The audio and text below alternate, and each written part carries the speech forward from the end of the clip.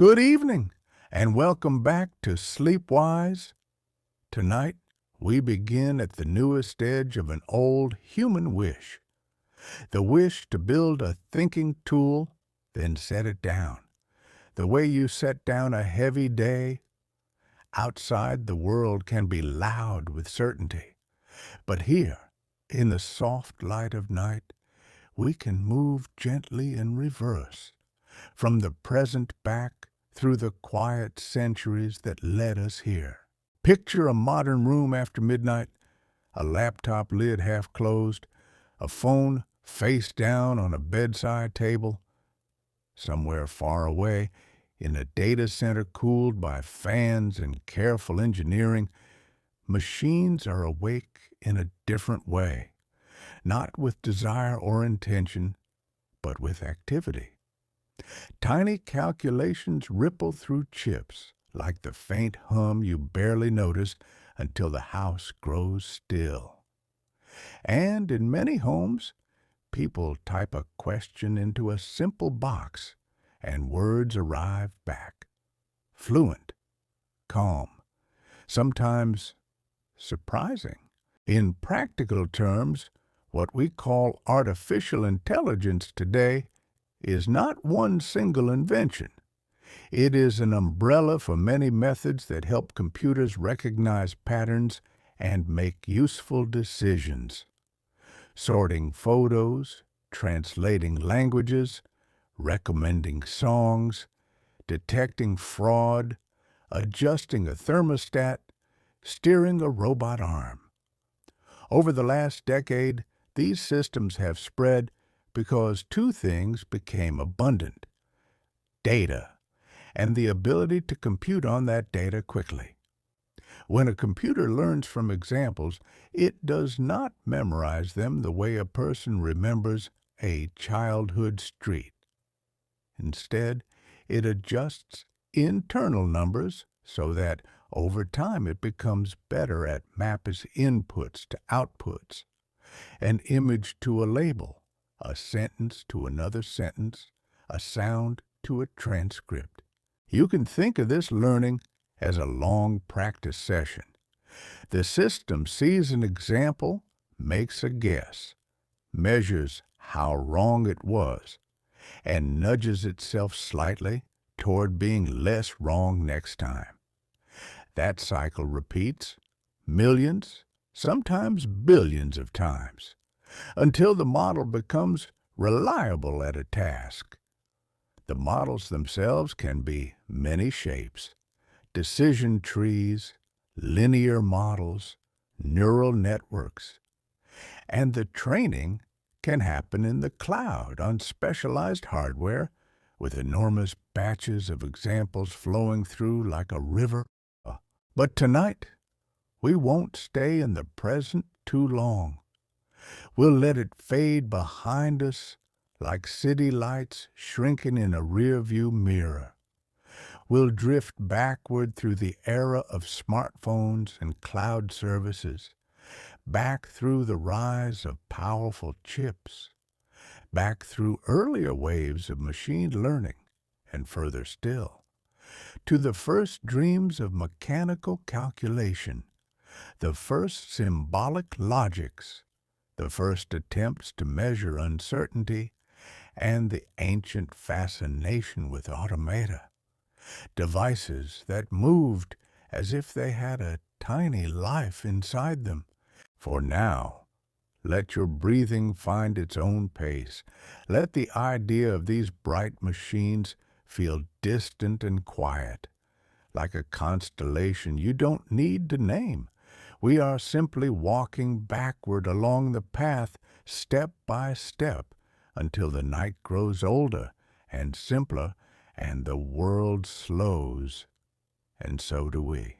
The present begins to soften at the edges, and we step back into the recent decade when AI stopped feeling like a distant research word and started feeling like a quiet utility.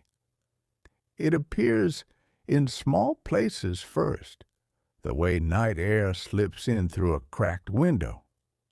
Your photo app groups similar faces. A spam filter keeps your inbox from filling. A map suggests the quickest turn before you decide. None of this asks for applause, yet together it changes the texture of ordinary life. Underneath, there is usually a trained model, a system of adjustable parameters fitted to examples. In image recognition, the input is a grid of pixel values, and the output is a label or a set of probabilities. In speech recognition, the input is a waveform shaped into features, and the output is text. In recommendations, the input is a history of views, clicks, and pauses, and the output is an ordered list designed to be useful. The mathematics differs from task to task, but the rhythm is similar. The system is shown an example, it produces an output, and a measure of error is computed by comparing that output to a target. Then the parameters are nudged slightly toward better performance. The adjustments are small, almost unimaginably small, but they add up. After millions of examples, the model begins to capture patterns that are hard to write as explicit rules. It can notice that certain arrangements of edges often form a face, that certain rhythms often form a word, that certain sequences of choices often form a preference. Importantly, these systems do not store a single, tidy explanation. They store tendencies, encoded as numbers, which you only see when the system makes a prediction. Once deployed, the model meets the real world, and the real world is never as neat as a training set. Lighting shifts. Accents vary. People phrase requests in unexpected ways. Engineers watch performance, collect new examples, and retrain, because learning systems can drift as the world drifts. In this way, modern AI became less like a one-time invention and more like ongoing maintenance, a garden that must be tended with careful attention to reliability and fairness. This is why the last decade felt like an acceleration. Two resources became abundant at once. First, data. More of life was digitized, and everyday actions left traces that could be gathered into training sets. Photos, recordings, transactions, sensor readings, searches, and logs. Second, compute. Chips grew faster and more specialized, and cloud infrastructure made large training runs possible without owning a private room of servers. And now, as we continue our backward walk, we let the conveniences fade into their hidden machinery. We follow the path from polished apps to the era of smartphones and cloud services, then further into the hardware that made modern learning practical, and further still toward older methods, smaller data sets, and earlier dreams of teaching machines at all. A little farther back, the story takes on the feel of a pocket-sized revolution. Before AI became a headline, the smartphone became a habit. It gathered the world into a single object you carried from room to room, from street to cafe, from morning to night.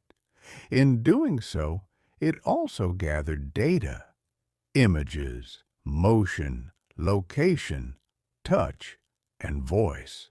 A phone is a small bundle of sensors, and sensors turn life into numbers. Those numbers did not automatically become training material. but they made it possible. As services moved online, organizations built systems to store and organize immense volumes of information. They built pipelines to clean it, label parts of it, remove duplicates, and handle missing values. They learned to split data into training sets and test sets so that a model could be evaluated honestly, not rewarded for simply repeating what it had already seen. They also learned, often through public debate and internal friction, that privacy and consent are not optional details. Data has owners, contexts, and consequences. Connectivity changed the feel of what a device could be. When networks became fast and reliable, a phone could send a request to distant servers and receive a result in the time it takes to blink.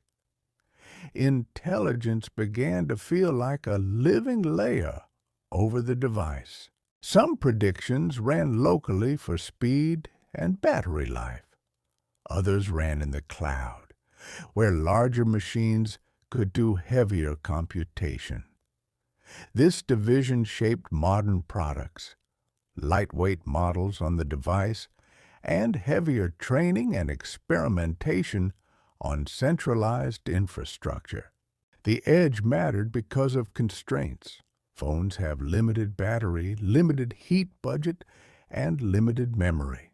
So, engineers learned to compress models, prune unnecessary parts, and simplify calculations, making systems small enough to run smoothly without draining a device.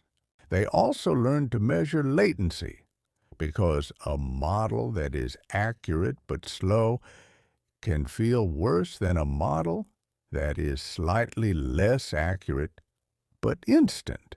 App stores and frequent updates created a new rhythm. Products could change weekly, sometimes daily. That encouraged constant evaluation in the real world. Teams watched how often a feature was used, whether it reduced errors, whether it increased satisfaction, and whether it behaved consistently across languages, regions, and devices. In factual terms, this period taught the world how to operationalize machine learning, deploy models, monitor them, collect fresh examples, retrain, and roll improvements out again. Now we step backward once more.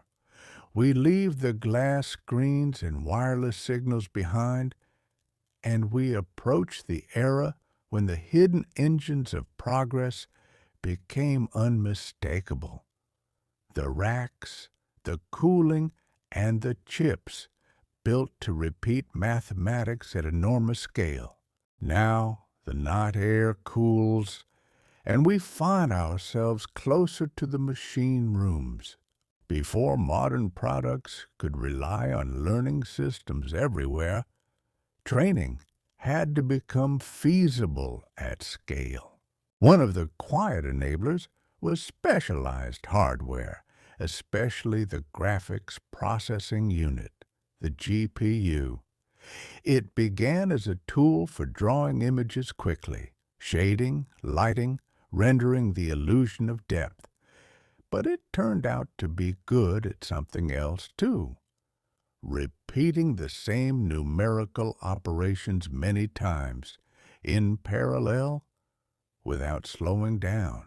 Many learning methods, and especially neural networks, rely on long chains of arithmetic that can be expressed as vast collections of simple steps. Multiply, add, compare, repeat. In earlier eras, training larger models on general-purpose CPUs could be painfully slow. But GPUs were built to handle thousands of similar computations at once because graphics demanded it. Researchers realized they could borrow that speed for training. A run that once took weeks could be shortened, and experiments that once felt impossible began to fit into human schedules. Around this hardware grew the infrastructure of the modern era: data centers, warehouse-sized rooms filled with racks, cooling systems, backup power, careful networking, and teams who think in terms of airflow and uptime. These places can sound dramatic, but they are also strangely patient. They do not hurry. They run jobs, store results, run the next jobs. They are the modern equivalent of mills, turning raw material into something shaped. Here, the raw material is information, and the turning is computation. Hardware progress is not only about speed. Memory bandwidth matters because models and data must be moved efficiently. Interconnects matter because training can be split across multiple machines. Reliability matters because long runs are costly to interrupt. And energy matters because computation becomes heat, and heat must be managed. The story of AI is, in part, a story of engineering limits being pushed gently outward, year by year. As we drift backward, you can let the words chips and compute become softer, like distant weather. The details matter, but they do not ask you to stay alert. We are simply noticing the engines beneath the surface, and then letting them fade as we step into an earlier time when data sets were smaller, training was slower, and progress depended heavily on how carefully it was measured. So we step back again toward the era of benchmarks and shared yardsticks, where the field learned to agree quietly on what it meant to improve. We arrive in a period when the field learned to trust its measurements. Progress in machine learning is not only about building models, it is also about deciding how to judge them. In earlier decades, researchers often worked on small data sets, sometimes collected by hand, and compared results in scattered ways. Over time, shared benchmarks became common, standardized sets of examples that many teams could use so that improvements were visible, repeatable, and comparable. A benchmark might be a collection of images with labels, recorded speech with transcripts, or text paired with answers. The point is not that a benchmark represents all of reality. It never does, but that it becomes a lighthouse. If you can improve performance on the same set, under similar conditions, you can tell whether a new method is truly better or merely different. This practice also made the field more honest. It reduced the temptation to claim progress without evidence, and it encouraged careful evaluation across multiple tasks. Along with benchmarks came the quieter work of data preparation. Data is rarely ready as it is. It arrives messy. Duplicates, errors, strange formats, missing labels, and biases embedded in what was collected and what was ignored. Cleaning and curating data sets became a craft. So did deciding how to split data into training, validation, and test sets, and how to avoid leakage, where hints from the test set sneak into training and make results look better than they truly are. Metrics became part of the shared language: accuracy, precision, recall, error rates, and other measures helped teams describe performance clearly. Some tasks needed new metrics, and some needed human evaluation, especially when outputs were subjective or when correctness was hard to define. But the impulse was the same: create a common map of progress. Tonight, you can imagine these data sets as quiet piles of photographs, boxes of recordings, and stacks of printed pages, not as stories you must read, but as raw material. The work of building benchmarks is not glamorous, yet it shapes what gets built, because what gets measured gets optimized. And as we step backward again, those piles become smaller, the stacks thinner, and the experiments more dependent on handcrafted features and classical methods. We are approaching the era when machine learning often meant carefully chosen inputs, simpler models, and a different kind of patience.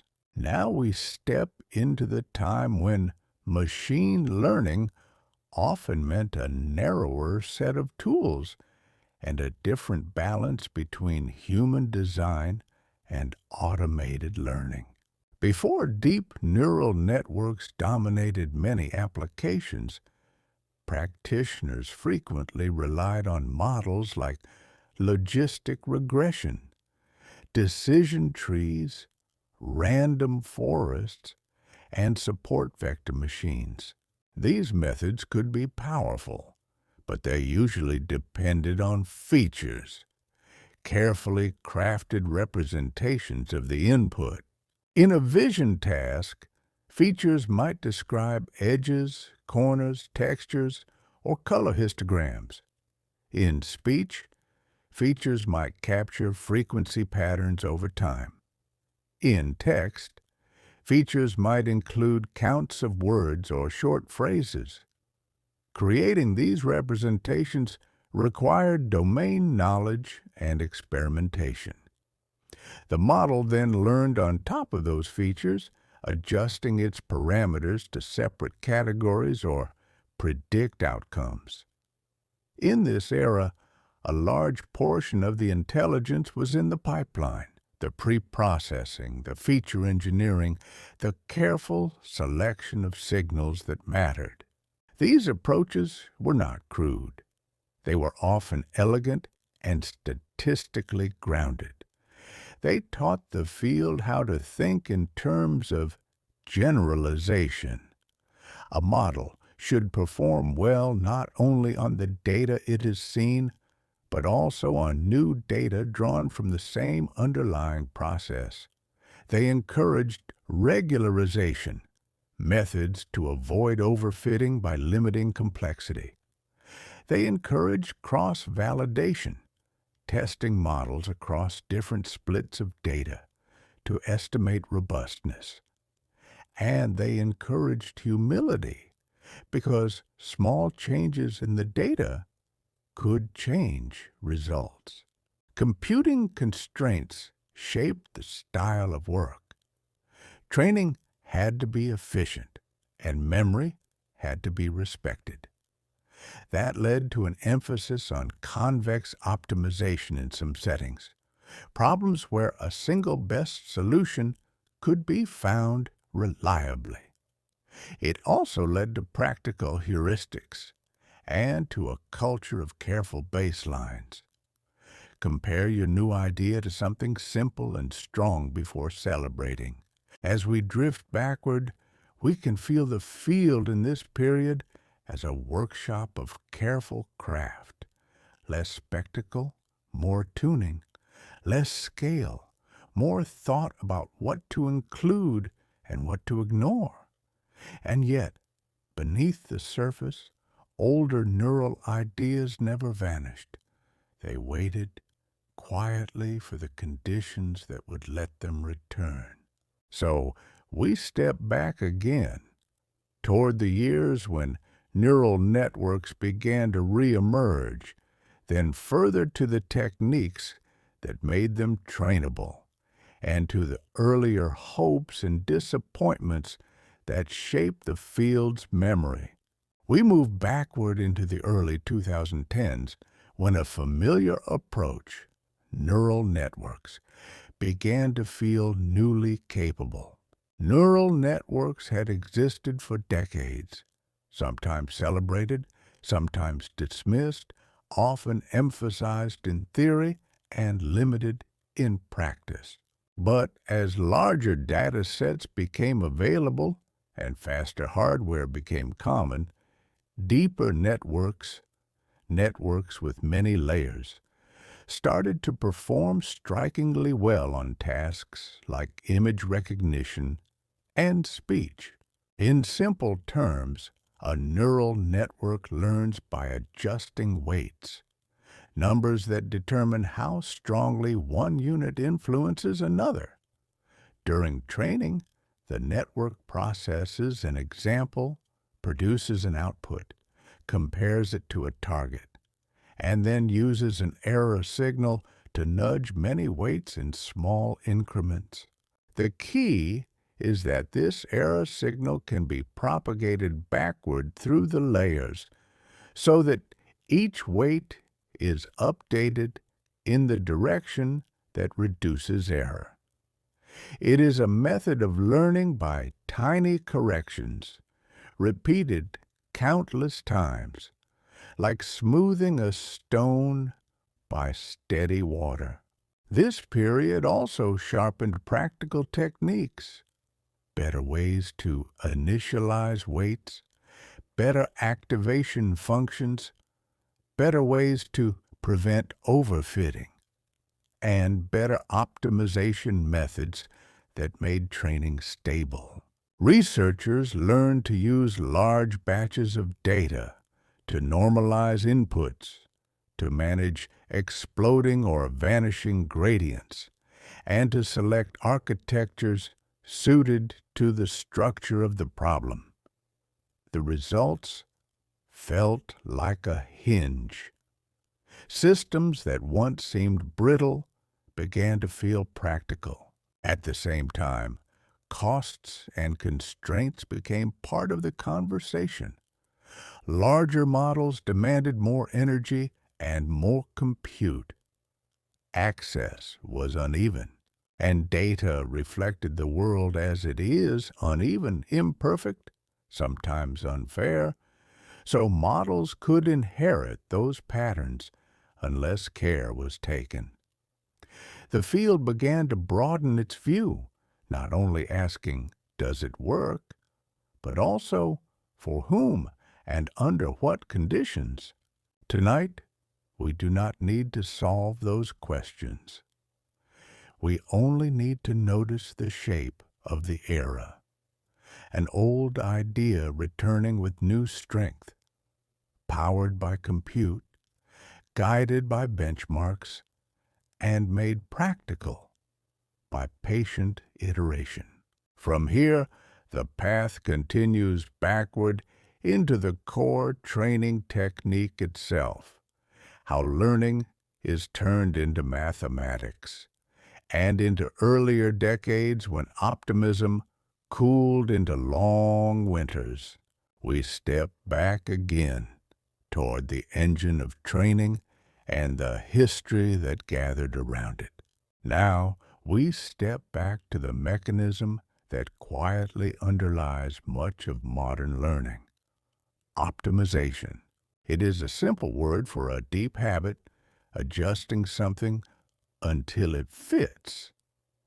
In machine learning, the something is a set of parameters, and the fit is measured by a loss function, a numerical score that represents how far a model's outputs are from the targets we want. Training is the process of reducing that loss. One of the central ideas is gradient descent. Imagine you're on a landscape at night, and you cannot see the whole terrain, but you can sense which direction slopes downward from where you stand. You take a small step down, then another, then another, Each step is tiny because large steps might overshoot. Over time, you descend toward a valley, toward a set of parameters that produces better predictions. This is not guaranteed to find the absolute best solution in every case, but it is often good enough and remarkably effective at scale. For neural networks, the practical question was how to compute gradients efficiently when there are many layers. The answer is a method that computes the contribution of each parameter to the loss by working backward through the network, reusing intermediate computations. This makes training feasible even when there are millions of parameters. Without this efficiency, deep networks would be too slow to train and too expensive to experiment with. Optimization also requires choices: learning rate, batch size, momentum, regularization. Each one shapes how training behaves. Too fast, and the model may bounce around without settling. Too slow, and training may take impractically long. Too flexible, and the model may memorize quirks of the data. Too constrained, and it may never learn enough. Much of machine learning practice is the calm, repetitive tuning of these settings, guided by validation results and experience. As we drift backward, this world of gradients and losses begins to thin into earlier eras. We will soon reach the decades when the field leaned heavily on handcrafted features and simpler models, and then further back into a time of bold early promises and sharp limitations, when neural ideas were introduced, challenged, and sometimes set aside. So we step back again toward those earlier hopes and toward the long, quiet winters that taught researchers patience. We step backward into the periods often called AI winters, when enthusiasm cooled and funding became harder to find. These winters were not times when nothing happened. They were times when progress was slower and expectations were corrected. Early systems had promised a great deal, but they struggled in the wild. They required too much hand-tuning. They failed when the environment changed. They could not easily scale to the full messiness of human language or perception. One reason was that early approaches often leaned on explicit rules. If you can write down the rules of a domain, a computer can follow them quickly. But the world is full of exceptions, edge cases, and tacit knowledge. Rules multiply, then collide. Maintaining them becomes its own problem. Another reason was compute. Many methods that looked good on paper or on small toy problems became infeasible when data grew and tasks became realistic. A third reason was data itself. Many domains simply did not have large, well-labeled data sets available. In these quieter years, a different kind of work continued. Researchers refined statistical methods. They developed better evaluation practices. They built data sets where they could. They explored learning in constrained settings. They improved algorithms for search and planning in specific domains. And they learned the value of baselines and reproducibility. The field matured even when it was not in fashion. It is also in these eras that you can feel the rhythm of science more broadly. A new idea arrives, bright and confident. Reality pushes back. The idea is reshaped or set aside or combined with other ideas. Sometimes it returns later, when the conditions are right. This is not failure in the dramatic sense. It is endurance, the slow tightening of a craft. As we drift backward, we can imagine the laboratories of that time, fluorescent lights, whiteboards, modest machines, small data sets, and long patience. The world outside might have moved on to other obsessions, but inside, the work continued, measuring, testing, revising. And further back still, we find the early neural inspirations that sparked both optimism and disappointment. Perceptrons, simple learning rules, and the first attempts to mimic the brain with mathematics. So we step back again toward the beginning of learning machines and toward the early decades of computation that made such dreams imaginable. Now, we are closer to the beginning of the learning machine dream. In the mid-20th century, researchers began proposing systems that could adjust themselves based on experience. One early family of ideas was the perceptron, a simple model that takes inputs, multiplies them by weights, sums them, and produces an output based on whether the sum crosses a threshold. It is modest by modern standards, yet it carries an important promise. The weights can be learned from examples. If a system can change itself in response to data, then intelligence might be something you can train rather than something you must hand code. That was the hope. And perceptrons could learn some kinds of patterns, especially patterns that can be separated cleanly in a mathematical sense. But they also had clear limitations. Some seemingly simple patterns cannot be learned by a single-layer perceptron.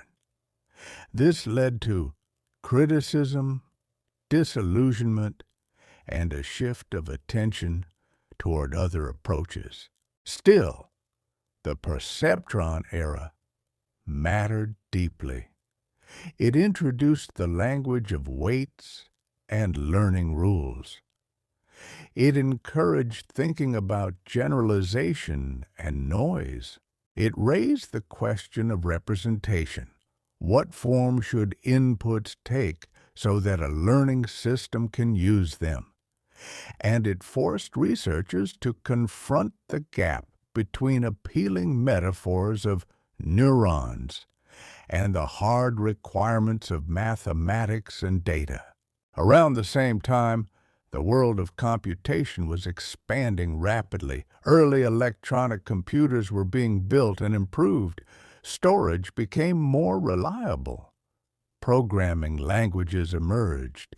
The notion of a stored program, data and instructions living in memory, made computers flexible in a way that earlier calculating devices were not. Problems could be expressed as procedures, and procedures could be changed without rebuilding the machine. As we drift backward from this point, we begin to leave AI as a named field and return to the broader foundations. Computation itself, information as a measurable quantity, and the mathematics of uncertainty. We will pass through wartime and post-war engineering, through the careful articulation of what a universal machine means, and into the earlier centuries where logic and calculation were first formalized. For now, let the earliest learning machines feel like small lanterns, not spotlights. They did not solve everything, but they lit a path, and we continue stepping backward toward the deeper roots of the idea that thought can be mechanized. We step back into the era when computation itself was being clarified, not as a single device, but as a concept. Early electronic machines were powerful, but the deeper breakthrough was the realization that many different tasks could be expressed in the same abstract language, symbols manipulated by rules. A computation is a procedure. A procedure can be written down, and if it can be written down precisely, a machine can carry it out. This is where the idea of a universal machine becomes so important. Rather than building a separate device for every task, you could build one machine capable of reading a description of any task and performing it. In practice, this meant storing instructions in memory alongside data, so the machine could be reconfigured by software. This is one reason computers became general-purpose tools. They were no longer just calculators. They were engines for procedures. Alongside computation grew information theory, a way to quantify messages. If you treat communication as signals that can be noisy, then you can ask how much information is contained in a message, how efficiently it can be compressed, and how reliably it can be transmitted. This is not AI in the modern sense, but it becomes part of the foundation. Compression and prediction are closely linked because to compress well, you must capture patterns. To capture patterns is, in a sense, to predict. And beneath both computation and information lies probability, the mathematics of uncertainty. Long before computers, thinkers developed ways to reason about chance and incomplete knowledge. They built tools for estimating what is likely and for updating beliefs when new evidence arrives. These tools, when combined with computers, became statistical learning, systems that do not claim certainty, but offer well-calibrated guesses. As we drift backward, the modern machinery becomes quieter. We are leaving behind racks of servers and entering older rooms, chalkboards, mechanical calculators, and the early formal languages of logic. Soon we will reach the 19th century's dreams of programmable machines, then earlier centuries where logic was turned into algebra and uncertainty was given numbers. For tonight, notice how gentle this chain is. Each step is a small clarification. What is a procedure? What is a message? What is uncertainty? The world slows, and the questions become simpler, and in that simplicity there is a kind of rest. We continue backward toward the older crafts that prepared the ground for everything that followed. We step back to a time when the question of intelligence felt less like a product feature and more like a thought you could hold in your hand, turning it slowly, seeing new edges in the lamplight. In the middle of the 20th century, as electronics and mathematics began to meet, Alan Turing asked a simple, unsettling question. If a machine can carry out any well-defined procedure, how would we decide whether it is thinking? He proposed an imitation game as a practical lens because we only ever judge a mind from the outside by the words and actions it offers us. Behind that question sits something even more foundational, the idea of a universal machine. Instead of building a separate device for every task, you could build one machine that reads instructions and follows them, whatever those instructions describe. In practical terms, that means a program can be stored, copied, edited, and run again.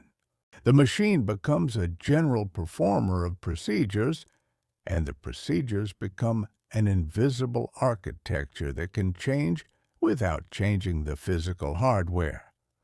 This is the quiet pivot from a calculator to a computer. There is a sleepy clarity in that. A computer is a device for symbol manipulation. It moves marks according to rules. Yet that simplicity is powerful, because so much of life can be expressed as rules operating on symbols: arithmetic, accounting, navigation tables, scheduling, and code breaking. Later, those same machines would be used to tune learning systems from examples. But the first step is simpler: to show that doing can be formalized, that a method can be written down so precisely that it runs without interpretation. Still, the night invites a softer distinction. Repeating a procedure is not the same as understanding it. Turing did not claim that machines already possessed an inner life. He asked us to be honest about what we mean by mind when we judge it. If a system produces the same outward behavior as a thinking person in a particular setting, where do we draw the line? Is intelligence an inner glow, or a pattern of responses shaped by context, memory, and learning? As we drift backward, picture paper stacked in neat piles, the slow scratch of chalk, and a world realizing that procedures can be written, stored, and carried out at speed. We are still in the age of circuits and urgency, and that is where our steps carry us next, softly, without hurry. We move back into the wartime and post-war years when computation was pulled forward by necessity. The story is often told with grand language, but in the quiet truth of it, much of this era was about logistics and patience. Messages that needed to be decoded, trajectories that needed to be calculated, supplies that needed to be routed, patterns that needed to be detected in noise. Human beings did what they could by hand with tables and teams, but speed mattered and error mattered, and so machines were built to help. Early electronic computers were large, hot, and temperamental. They filled rooms, demanded careful maintenance, and could fail in ways that felt almost biological: sudden, stubborn, unpredictable. Yet they offered something precious: repeatability. Once a procedure was set up correctly, the machine could perform it over and over, without growing tired, without losing its place, without drifting into distraction. This repeatability became a kind of trust. A key practical shift was the stored program idea: instructions and data living together in memory. When you can store a program, you can change it without rewiring a machine. Software becomes a new kind of craft. It also becomes a new kind of vulnerability, because bugs are not mechanical. They are conceptual. A single misplaced step can send an entire calculation quietly off course. This pushed early programmers toward discipline, checking, testing, documenting, building confidence through careful repetition. And beneath the engineering ran a philosophical undercurrent. If a machine can follow a procedure flawlessly, then the boundary between calculation and reasoning begins to blur.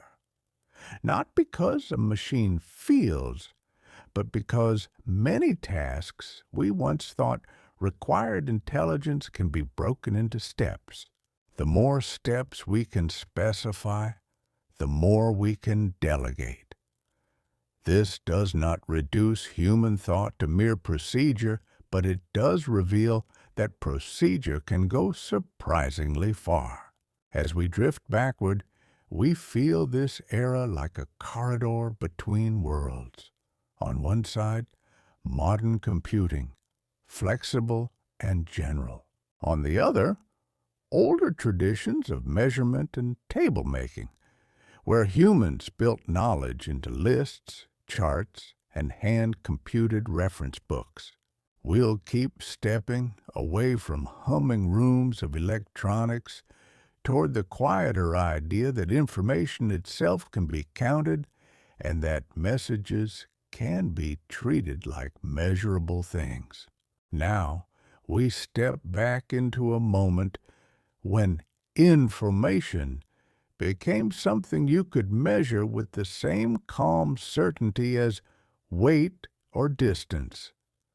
Claude Shannon, working in the middle of the 20th century, showed that messages can be treated mathematically. A message, in this view, is not defined by its meaning, but by its structure, by the set of possible signals and how surprising a particular signal is. The more surprising, the more information it carries. This is a strange idea at first, and then it becomes beautifully simple. With that shift came a new way to think about noise. Every channel, wire, radio wave, paper, air, adds distortions. Information theory asks, how much can you compress a message without losing it? And how much redundancy do you need to add so it survives the noise?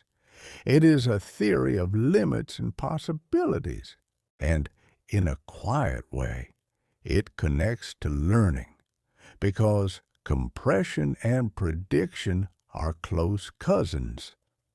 If you can predict what comes next, you do not need to transmit it in full. If you cannot predict, you must send more detail. This doesn't mean that meaning disappears. It means that before meaning, there is pattern. A language has regularities. A melody has regularities. A stream of numbers has regularities. Once you see information as pattern plus surprise, you begin to notice that many problems are really about capturing structure, finding what is stable beneath what is noisy. The practical results were immense. Communication systems improved, data storage improved, codes and checksums improved, and a conceptual bridge was built between the world of signals and the world of computation. Bits became a common currency, and with a common currency, different domains could speak to one another. A message could be an image, a sentence, a measurement, a command. Everything becomes encodable. Tonight, we let this become a gentle thought.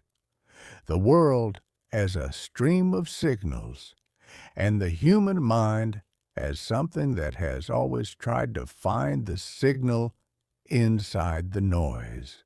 We are walking backward. So soon we will leave the electronics behind and move toward the older mathematics that taught people to live with uncertainty.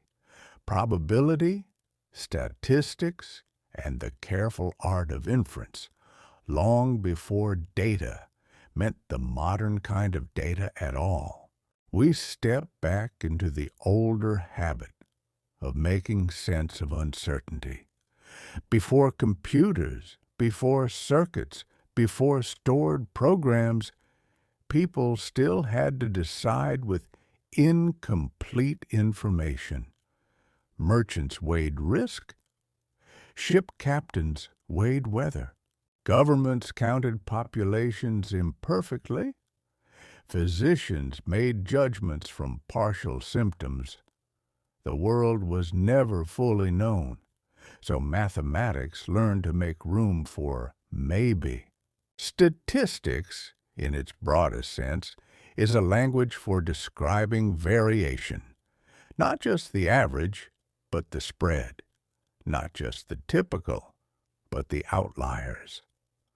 Over centuries, people developed tools for summarizing data and drawing conclusions from samples, learning that a small set of observations can hint at a larger truth, but can also mislead.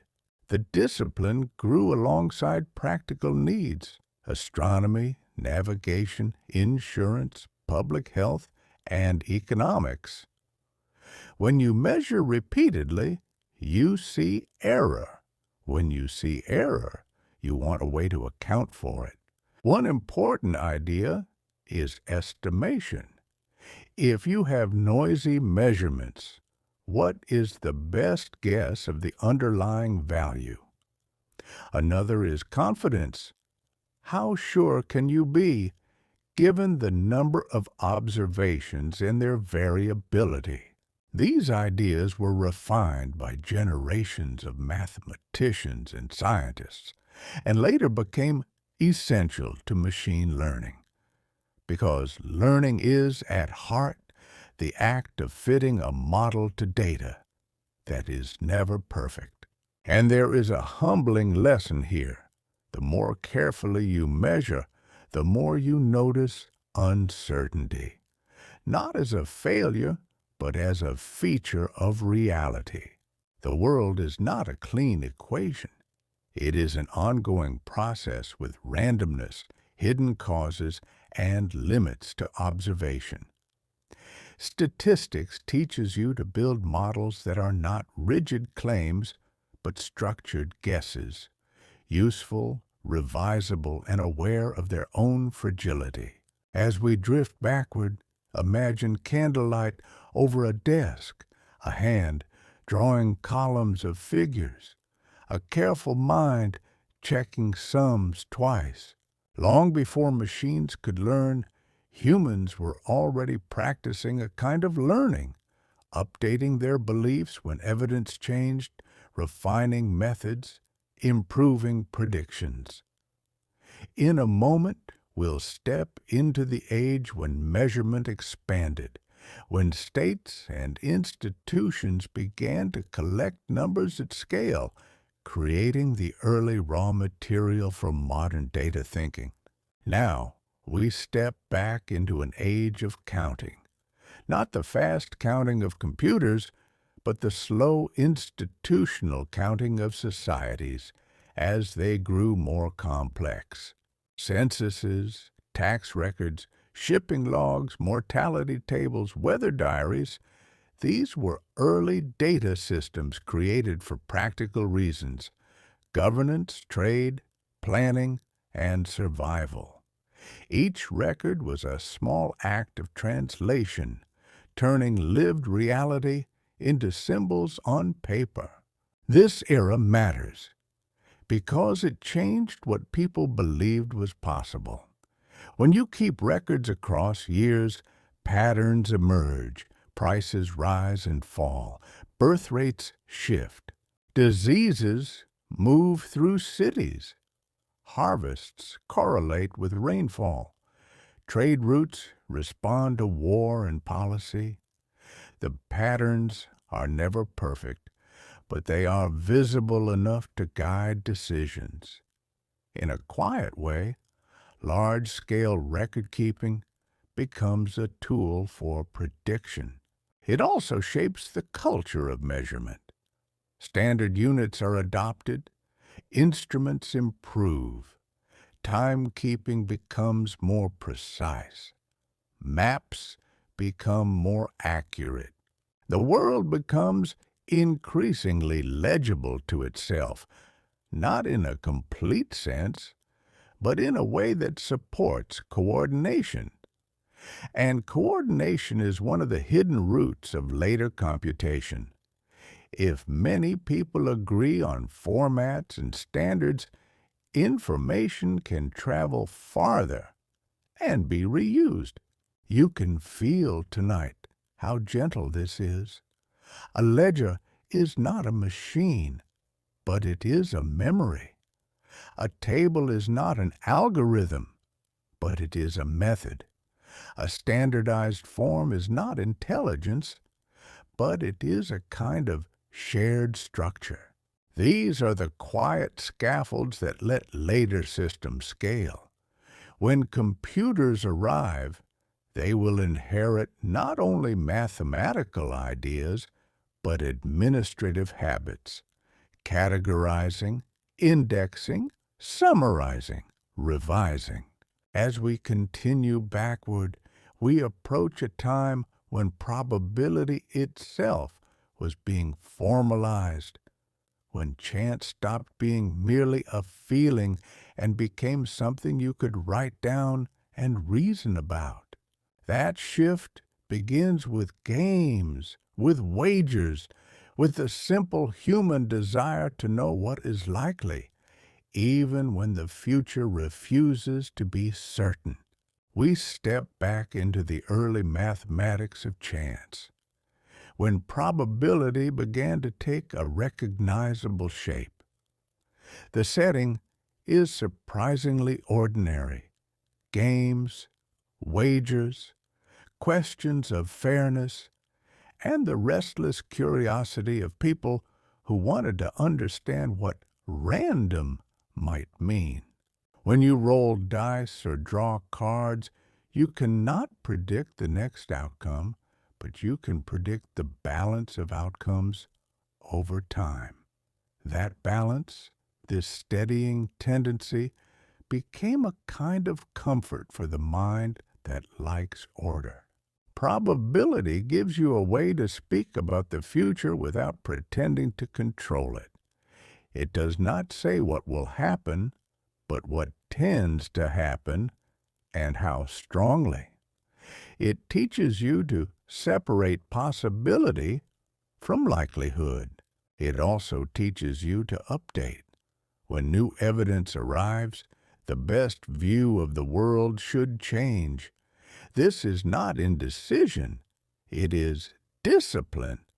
A belief that never updates is not stable. It is frozen. Even before later refinements, this early era created tools that would echo forward. Expected value, for example, is a way of weighing outcomes by their probabilities, turning uncertainty into a single useful number for decision-making. The law of large numbers is the quiet reassurance that over many trials, averages become stable. These ideas travel far beyond games. They shape insurance, finance, science, and eventually the mathematical foundations of learning systems that choose parameters to minimize expected error.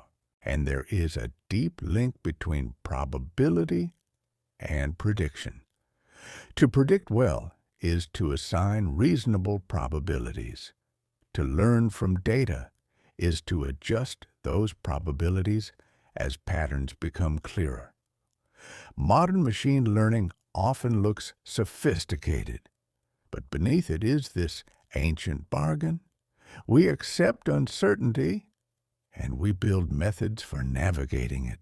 As we drift backward, we can imagine the gentle clatter of dice in a wooden cup, the scratch of ink as someone writes down outcomes, the patience of repeating an experiment again and again.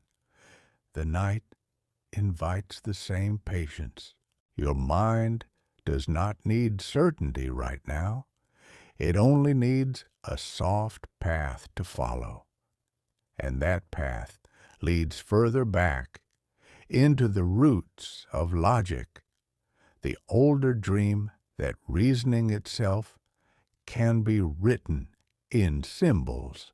Now we step back into the long tradition of formal reasoning, where thinkers tried to describe logic as a structure independent of any particular person.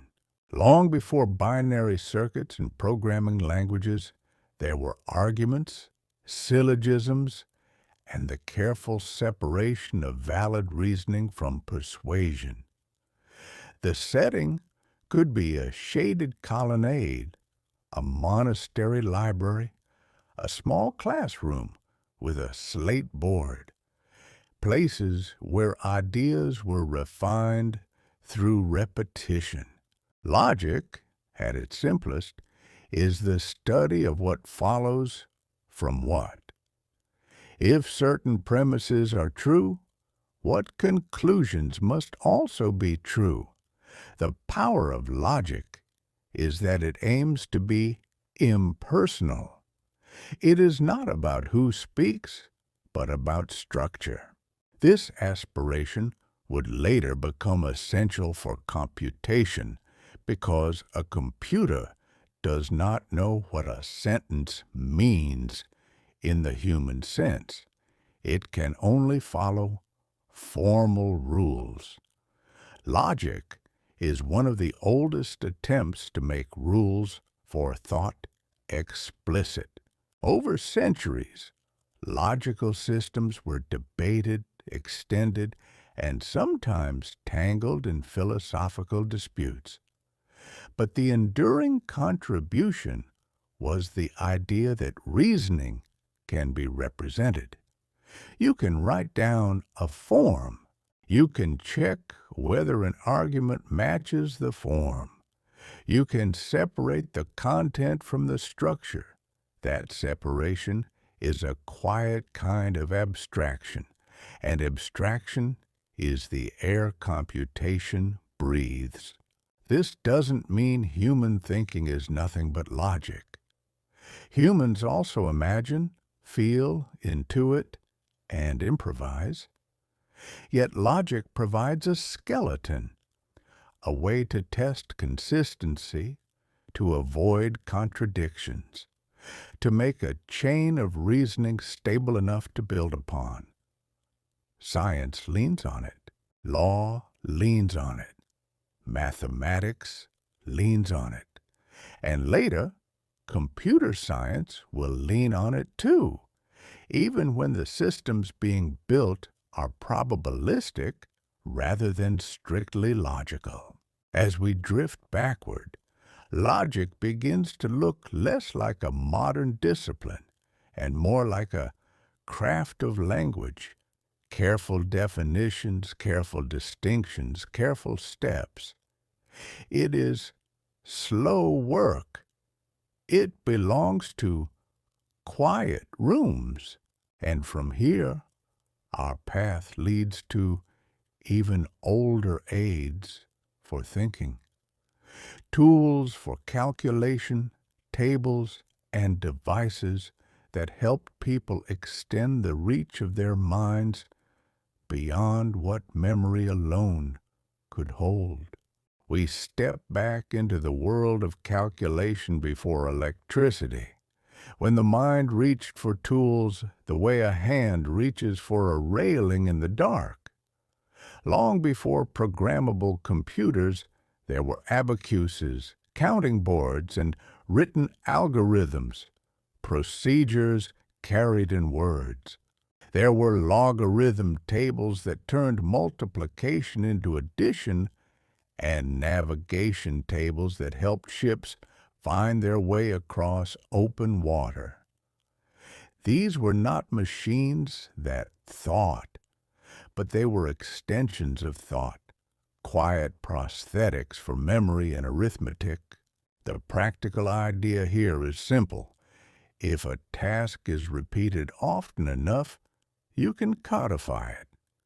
You can create a method that anyone can follow, step by step, and get the same answer. This is the beginning of an algorithmic mindset. It does not require circuits. It requires clarity, and clarity can be written on paper. In many places, calculation was not an abstract hobby. It was survival. Merchants needed reliable arithmetic.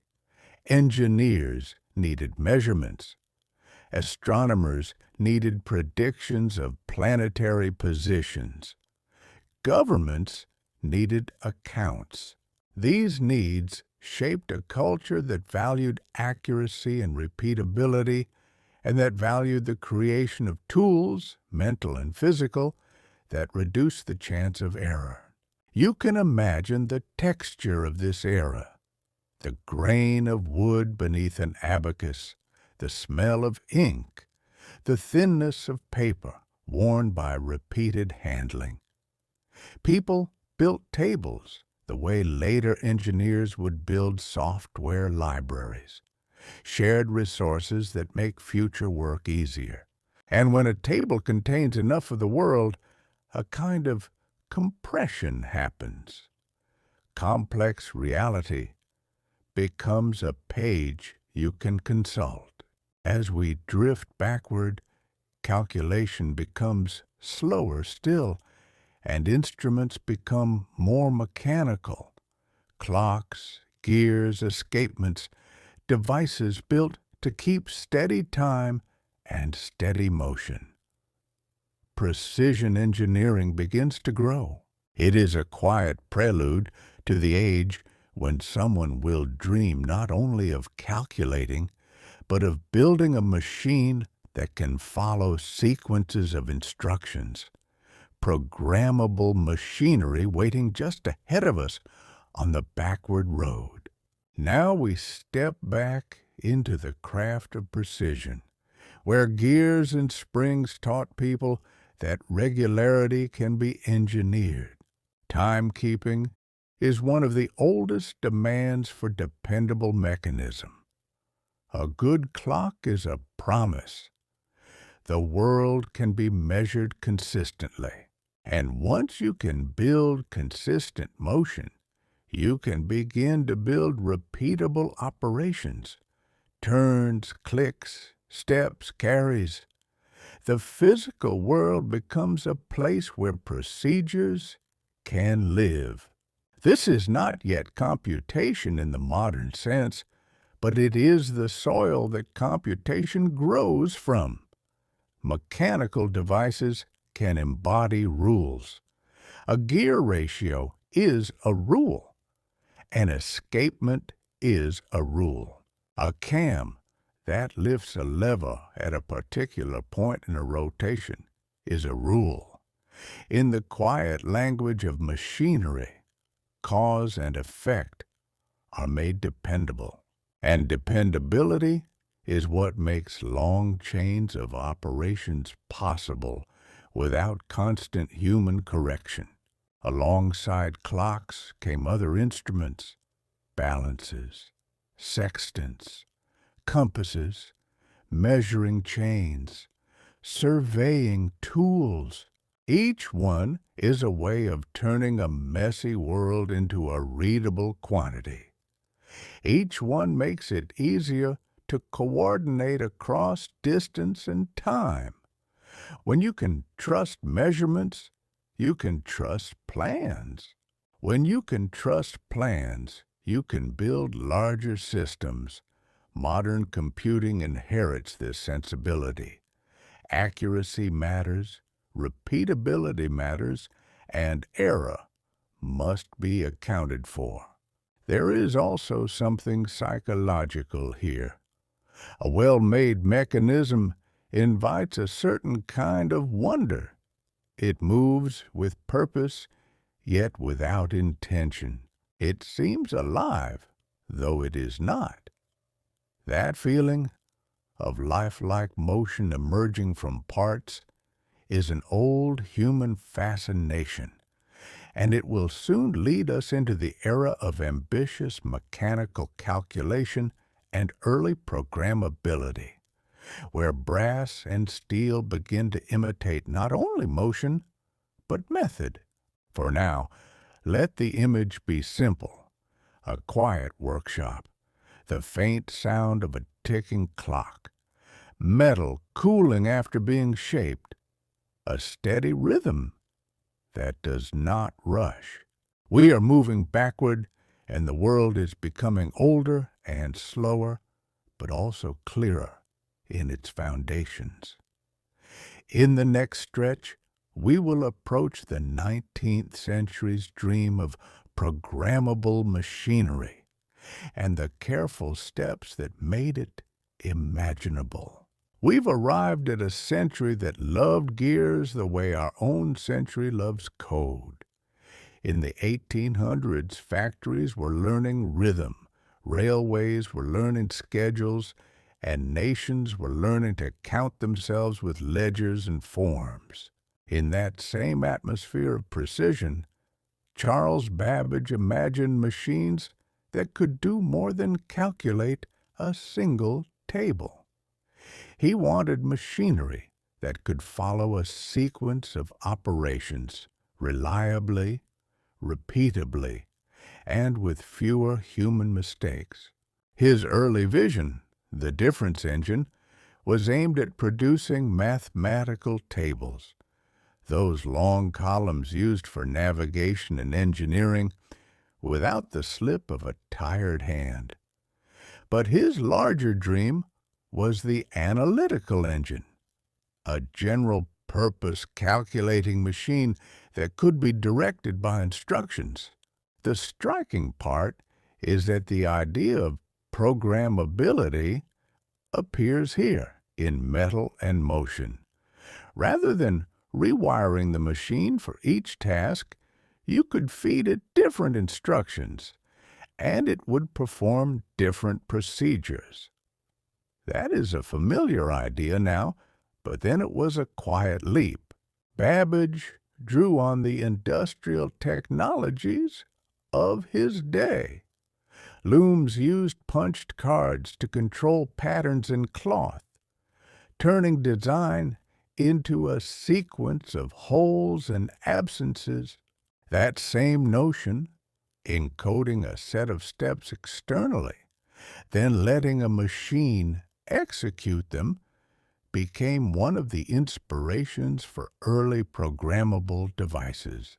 The machine's gears would carry numbers, but the program would be carried by the cards. An early separation between hardware and instructions. Ada Lovelace, working with Babbage's concepts, offered an insight that echoes forward. She understood that if a machine can manipulate symbols according to rules, then it may not be limited to arithmetic alone. Numbers can represent other things: notes in music, letters in a language, steps in a process. In modern terms, this is the idea that computation is not bound to one domain. It is a general method applied to encoded representations. It's important to keep the scale gentle. These machines were not fully built in the way Babbage hoped, and they did not transform society in his lifetime. But the concept they introduced is foundational: a machine that can be instructed, a system that can execute a method described in a form it can read. Tonight, you can imagine brass turning slowly, cards stacked like thin leaves, and a mind realizing that procedure itself can be mechanized. As we continue backward, we'll meet an even more abstract shift. Logic becoming algebra, reasoning becoming something you can write as symbols that behave predictably. The metal will fade, and the idea will remain. And in a SleepWise kind of way, there is comfort in how modest this beginning is. No flashing screens, no rush, only careful drawings and patient thought. The future arrives here as a blueprint, not a spectacle. You can let that be reassuring. Progress is often quiet at first, and the night is good at holding quiet things. The workshop air clears, and we find ourselves in a different kind of construction site. Not gears on a table, but symbols on a page. In the 19th century, George Boole pursued a strange, elegant ambition to treat logic as a form of mathematics. Instead of arguing in sentences, you could write reasoning in a symbolic language and manipulate it with consistent rules, the way you manipulate numbers. At first, it can sound dry, true and false, and or not. But the leap is profound. If logical statements can be represented in a formal system, then reasoning becomes something you can calculate. Boole's algebra takes propositions and gives them operations. You can combine statements, negate them, simplify them, and check whether one follows from another. It is a way of turning the structure of thought into a kind of machinery, except the machinery is abstract. This is one of the deepest roots of later computing. Electronic circuits can be built so that switches represent states, on and off, and combinations of switches implement logical operations. Boole did not design modern computers, but his framework made it natural to think of logic as something that can be embodied in a system of operations. The distance from a page of symbols to a network of gates is shorter than it appears, because both are about reliable transformations. There is also a more human lesson here. Formal logic does not capture everything we do when we think, but it offers a standard of clarity. It separates persuasion from validity. It lets you see when a conclusion is supported by premises and when it is merely surrounded by confident language. In science and engineering, that clarity becomes a kind of safety rail. It keeps complex reasoning from collapsing under its own weight. In the broader backward story, this is where method becomes portable. A logical structure can be copied, taught, checked, and reused. It does not depend on one person's memory or intuition, and once methods are portable, they can be layered, one method supporting another, until a whole architecture of reasoning emerges. Tonight, notice how soothing that portability can feel. Your mind does not need to hold everything at once. It can rest on structures. It can let one thought support the next without strain. And as we keep moving backward, the symbols will loosen from strict true and false and enter the softer world of uncertainty, where beliefs can be updated and knowledge is expressed not as certainty, but as probability. Imagine a quiet desk lamp pooling light over a page of tidy notation, the ink still slightly raised where it has dried. In that small circle of light, an idea is settling into place, that some parts of reasoning can be made dependable, like a well-built clock. The world outside can be ambiguous, but inside the symbol system, each step is crisp, and that crispness will later help machines act consistently. Before we reach the oldest myths and mechanisms, we pass through a quiet doorway that many modern fields share: the mathematics of updating your mind. Thomas Bayes is often associated with a simple, powerful idea. When new evidence arrives, a rational belief should change in a specific way. The details can be written as a formula, but the spirit is gentle. Start with what you currently believe, then revise it in proportion to how strongly the new evidence supports or contradicts it. Bayesian thinking did not appear fully formed in one moment.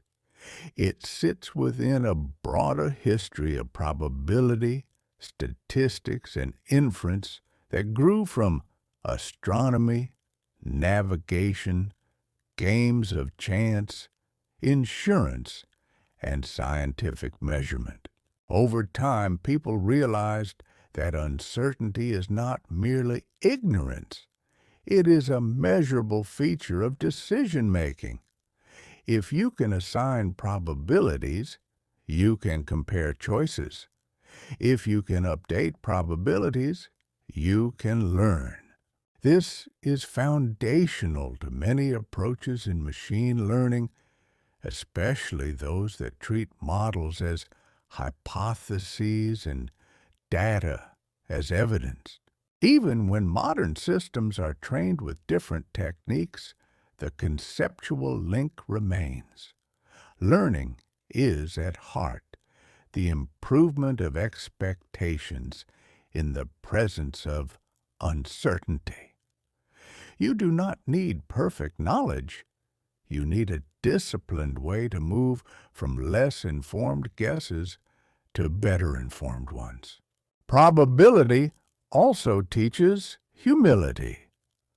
A high probability outcome is not guaranteed.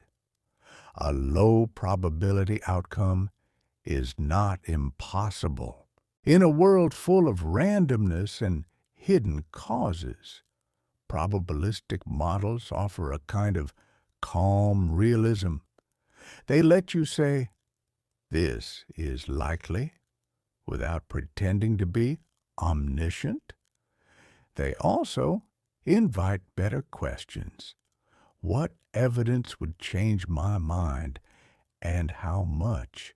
Historically, these ideas matured as people gathered more measurements. Astronomers compared observations to predicted orbits. Surveyors dealt with error. Physicians compared treatments. Governments counted populations and discovered drift. Each domain needed tools to separate signal from noise, and probability supplied a language for that separation. As we move backward tonight, let that language soften into something almost soothing. Updating is a kind of release. You do not have to cling to an earlier belief if the world shows you something new. You can adjust. You can loosen. You can let your mind become lighter, and with that lightness, we can drift further back, away from equations and into the older human fascination with lifelike machines. Automata that moved, sang, and startled people into wonder. In practical terms, a prior is simply a starting point. and a posterior is the new view after learning. Tonight, you can treat your own thoughts the same way. Begin where you are, then gently update toward rest. Like a tide correcting its line along the shore, each small revision brings you closer to stillness. Long before anyone spoke of algorithms, there were machines made to astonish. Automata, devices that imitate life through clever mechanisms, appear again and again across history. In ancient Greece, engineers like Hero of Alexandria described pneumatic and mechanical contraptions, doors that opened seemingly by themselves, figures that moved in temples, little theatrical scenes powered by weights, water, and hidden tubes. Later centuries brought clockwork birds, mechanical musicians, and intricate dolls that could write or play instruments, their motions guided by cams and gears. The point of an automaton was not productivity. It was wonder. It asked a quiet question without speaking it aloud. If movement can be produced by parts, what else might be produced by parts? People knew these creations were not alive. And still, the mind tends to lean toward life when it sees coordinated motion, a bird that flutters, a head that turns, a hand that lifts. The illusion is thin, and yet it is emotionally potent.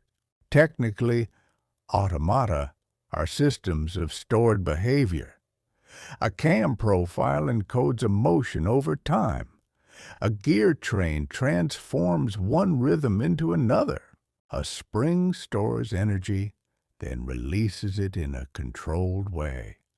In modern language, you might call this a program, except the program is carved into metal. The behavior repeats because the structure repeats. There is no learning here, no adaptation, only design.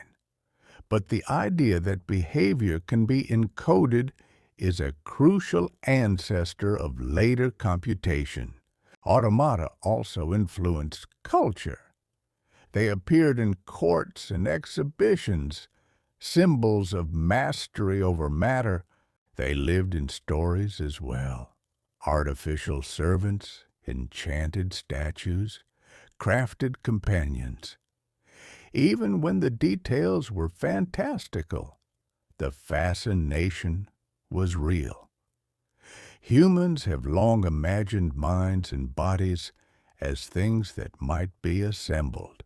Tonight, we can hold that fascination gently without turning it into drama.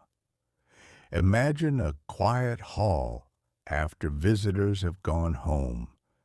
A mechanical bird sits still on its perch.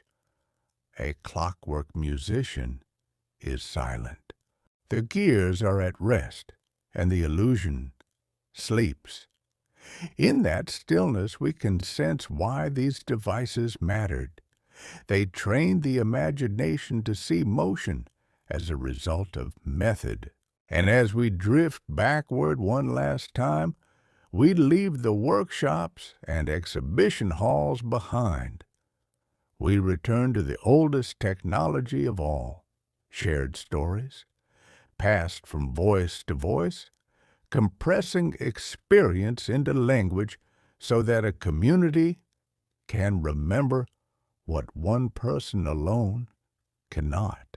In the 18th century, makers like the Jacques-Draws family built celebrated automata, the writer, the draftsman, the musician, showing how far meticulous mechanism could go when paired with patience. The lesson was not that metal had become human, but that sequence and timing could be captured, preserved, and replayed with exquisite fidelity. At the far end of our backward walk, the world grows older than engines and older than ink. Here, intelligence is not a machine at all, but a habit, practiced by people who had to read the environment carefully. Before formal mathematics, there were patterns. The stars rose and fell in familiar routes. The moon waxed and thinned. Seasons returned not perfectly, but reliably enough to guide planting and migration. Wind changed with geography. Tides followed rhythms. Animals moved with weather. To notice these regularities was to survive. In this earliest layer, prediction lived inside the body. You learned the feel of approaching rain in the air's pressure. You learned the smell of water nearby. You learned which clouds meant a storm and which meant nothing at all. Then, slowly, communities learned to share these observations. One person's experience became a group's memory. That is where language begins to behave like a tool. It carries more than emotion, it carries compressed knowledge. A story can hold a map. A myth can hold a warning. A proverb can hold a rule of thumb. Oral tradition is not random entertainment. It is a storage system, tuned for minds that remember through rhythm and repetition. In that sense, storytelling is an ancient form of compression. It removes unnecessary detail and keeps what tends to matter, the pattern beneath the noise. This is one reason the human mind is so at home in narrative. We learned long ago to store the world in sequences of words. When you look back from modern AI to this older place, a continuity appears. Machines today learn from data by adjusting internal parameters. Humans long ago learned from experience by adjusting expectations. Both are forms of fitting, ways of becoming better at anticipating what comes next. The difference is not only power or speed, but meaning.